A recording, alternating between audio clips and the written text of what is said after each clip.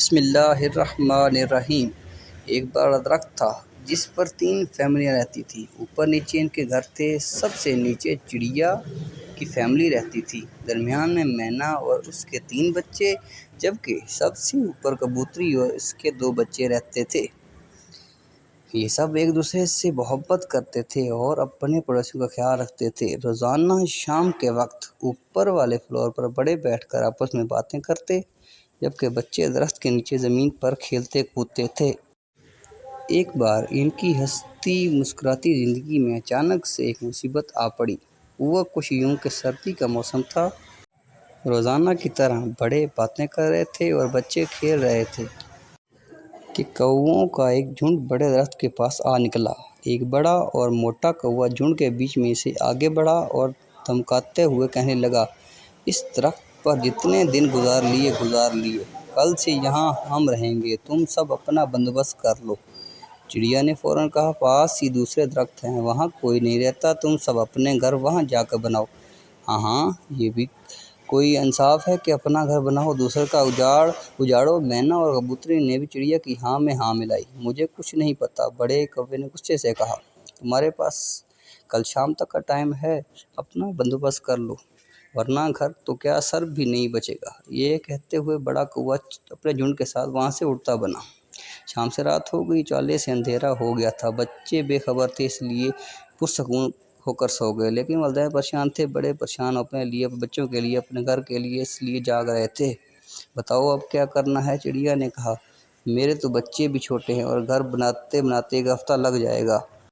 یہاں رکے تو کوؤں کے ہاتھوں مریں گے، چلے گئے تو سردی کی وجہ سے مریں گے۔ مینا نے روتے ہوئے کہا، لیکن یہ کبوتری کہاں ہے؟ مینا نے سوال کیا، کہیں وہ یہ گھر ہمیں چھوڑ کر چلی تو نہیں گئی؟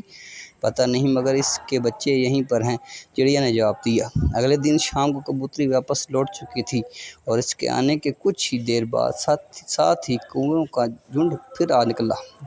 دیکھوں تو صحیح، یہ لوگ ابھی تک یہاں پر ہیں، موٹے کوے نے حیرت سے کہا، لگتا ہے تمہیں جینے سے زیادہ مرنے کا شوق ہے۔ ہا ہا ہا ہا۔ سردار کی بات سن کر سارے کوے زور سے ہنسنے لگے، ہا ہا ہا ہا۔